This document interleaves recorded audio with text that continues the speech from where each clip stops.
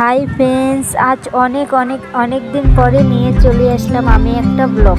আমি খুব বেশি ব্লগ দিতে পারি না, কারণ আমার রোজ দিনই ডিউটি থাকে।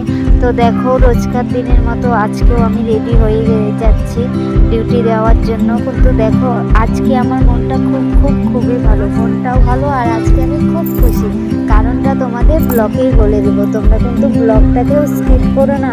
তো রুমের দিদিগুলো উঠে ফ্রেশ হয়ে নিচে খাবার খেতে চলে গেছে, আর সবেমাত্র আমি ঘুম থেকে উঠেছি, তাই আজকে আর আমি খাবার সময় পাবো না। আমি সোজা চলে যাব কোম্পানিতে, তাই এখন আমি লাইনে দাঁড়িয়ে আছি। আগে আমি সময়ের কাজটা শুনেই করতাম, করতেই পারি না, সময়টা এত লেজি হয়ে গেছে আর কি বলবো।